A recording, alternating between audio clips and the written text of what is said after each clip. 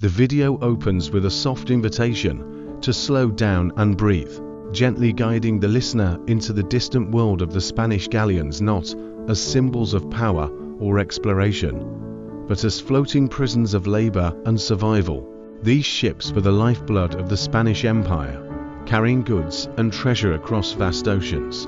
But rather than focusing on gold or conquest, the narrative shifts our attention to the lower decks, to the sailors who endured it all, largely forgotten by history. Segment 1 begins by immersing the listener into the daily life of one such sailor aboard a galleon in the Spanish Armada. We're invited to imagine waking in a dim, cramped space, swaying with the ship's movement. The air is stale and heavy, thick with the smell of mildew, salt and sweat. There is no comfort, only the cold boards beneath your feet, and the ache of endless labor ahead.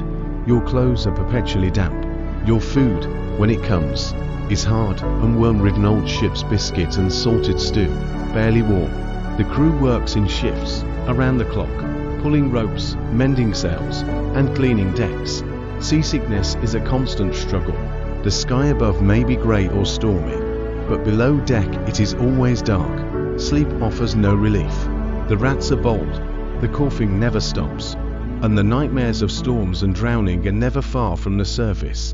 Every day blends into the next, each one marked by physical exhaustion, hunger, and quiet resignation. And yet somehow, they endure, like the galleon itself. The men carry on, out of duty, out of necessity, out of the simple reality that there is no other path. The segment closes not with drama, but with a calm, reflective transition. We remain aboard, but now, the script prepares to follow one particular ship, not to its destination, but to its resting place beneath the ocean, the wreck of the Nuestra Señora Dratocha. The wreck of the Nuestra Señora Dratocha now. Let the waves quiet just a little. The storm has passed, and the sea lies still calm on the surface, but hiding what lies beneath. The Nuestra Señora Dratocha was no ordinary ship. She was part of the Spanish treasure fleet, heavy with riches from the Americas, silver from the Andes, gold from Mexico, emeralds, pearls, and cargo meant to feed an empire. In September of 1622, she sailed as part of a convoy returning to Spain. But the season was against her. Hurricane winds rose swiftly off the coast of Cuba. The fleet was scattered, ships tossed like driftwood. And the Artocha did not survive. She struck coral near the Florida Keys, her hull shattered. In the darkness, her treasure sank to the ocean floor, along with over 200 souls. Only a few lived to tell what happened. Most sailors, soldiers, passengers were pulled under with the ship. In the years that followed, the Spanish crown searched desperately for the wreck. Divers were sent, diving in primitive helmets, risking their lives to retrieve what they could. Some treasure was found but the main cargo remained hidden, buried beneath layers of sand and coral. The sea, it seemed, had swallowed the Artocha whole, and so she rested there, for over 300 years, silent, undisturbed. Her timbers softened by salt, her treasure scattered like a forgotten offering to the ocean. Then, in the 20th century, a man named Mel Fisher became obsessed with her story. He searched for 16 years, facing setbacks, false leads, and tragedy. But in 1985, he found her, or what was left of her. There, beneath the waves, lay a fortune: gold bars, silver coins, jewel-encrusted goblets, bronze cannons still bearing royal crests, but more than that there were signs of life frozen in time: shoes, tools, everyday objects, untouched for centuries. The Artocha became one of the most famous shipwrecks ever found. Its discovery made headlines, but for all the treasure lifted from the sea, there was something even more striking in the story: the quiet stillness of loss, the long, patient sleep of a vessel meant to return home, but never did. And even now, not everything has been recovered. Parts of the wreck remain scattered across the seabed, and somewhere, still buried in sand, may rest the names and dreams of the forgotten crewmen who loaded cargo, trimmed sails, and vanished into the waves. The Atocha reminds us that for all the wealth and grandeur of the Spanish Empire, the sea was always the final judge, silent, vast, and unwilling to yield her secrets easily. Now, let us widen our view not to one ship, but to many. Let us look at a quiet, but vast system of trade, carried not by headlines, but by the steady creak of the Manila Galleons, linking worlds across an unimaginable span of water. The enigma of the Manila Galleons. Now, imagine the sea again, not storm-tossed, but endless. Flat and wide, like a vast mirror of sky. Days pass, then weeks, then months. This is the world of the Manila Galleons, giant ships that sailed between the Spanish colonies of New Spain and Mexico and the Philippines, bridging to continents with a route so long, so lonely, and so vital, that it endured nearly 250 years, from the mid-1500s until the early 1800s. These ships made one of the longest and slowest ocean crossings in history, just 2 journeys a year, one westward from Acapulco to Manila, and one eastward for the return. They carried silk, spices, porcelain, ivory, lacquerware luxuries from Asia destined for European markets, and in return, they brought silver, vast amounts of it from the mines of the Americas, packed into crates and tucked into the hull like the pulse of empire. But the galleons were slow, lumbering, and perilously overloaded. The journey could take 4 to 6 months, often longer. The Pacific, though calm in name, was a place of isolation. Days blurred together, the sky seemed endless, and for those aboard, the ocean was both a highway and a prison. Life on a Manila galleon was marked by monotony and tension. There were few ports of refuge. Sailors faced hunger, thirst, scurvy, and the quiet erosion of morale. The ships were vast, but space was not for comfort. Crates filled every corner. The holds were packed, the decks stacked with supplies and bodies. There was little escape from heat or cold, no privacy. The same meals, the same routine, the same faces. Men grew weary not just from the work, but from the slow, grinding weight of time, and still, the system endured. A slow but powerful current of trade, driven not by speed or force, but by patience. Over centuries, it linked cultures across oceans. Chinese merchants in Manila learned Spanish phrases, Mexican silver coins became common currency in Asia, and Spanish families in Mexico drank tea from Chinese cups at tables carved in Philippine wood. This was not conquest, it was quiet commerce, uneven, yes, but persistent, a kind of slow-motion globalization, carried in the belly of a ship.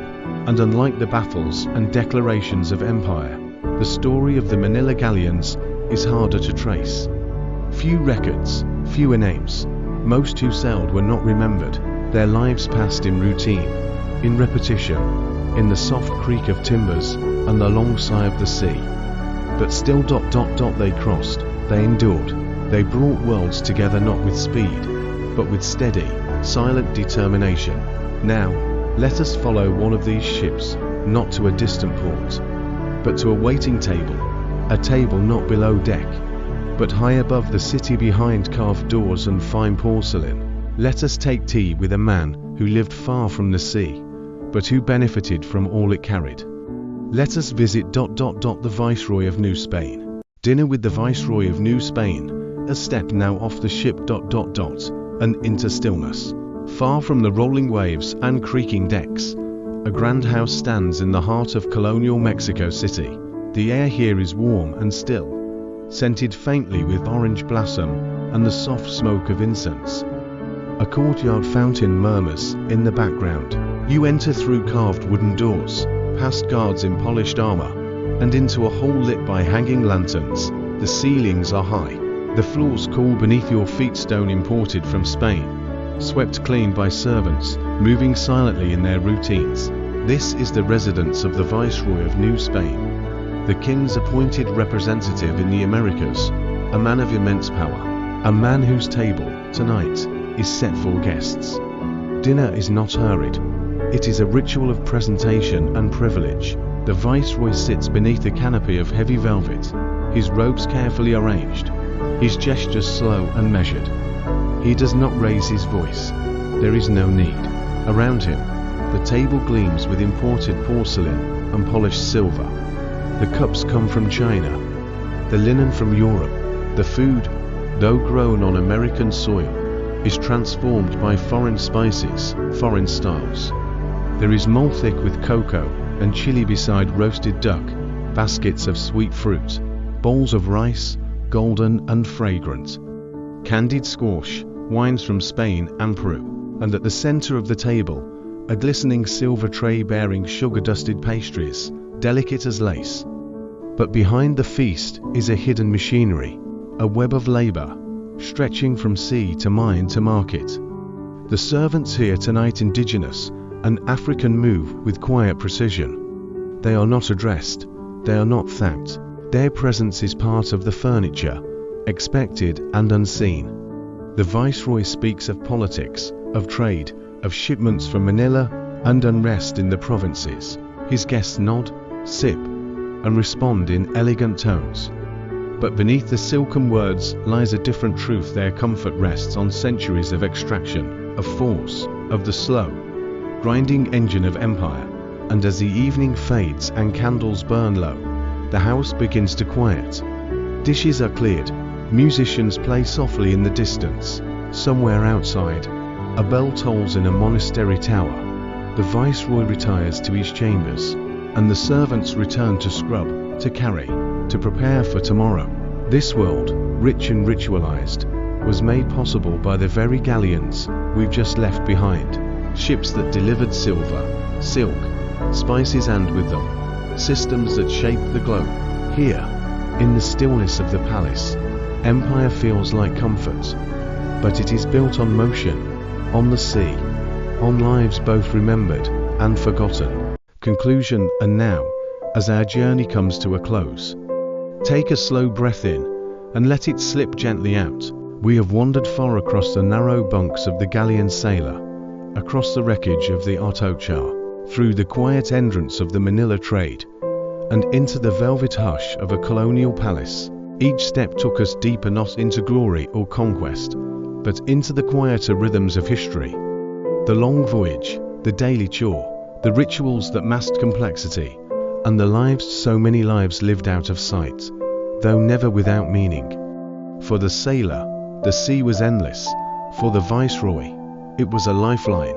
And for the world in between, it was both a border and a bridge. Trade brought nations together, but it also brought hunger, repetition, and risk. And though the gold shone brightly, the hands that carried it often trembled with fatigue. Yet, even in hardship, there was order, a kind of calm repetition that shaped entire centuries, a rhythm not unlike the rise and fall of the tide. And now, here in the present, as the world around you slows ... you might carry some of that rhythm with you, not as burden, but as gentle memory. The sea's quiet now, the wind has softened, the ships are silhouettes on a far horizon. Rest now in that stillness, and thank you, as always, for joining this quiet voyage through the past. Good night.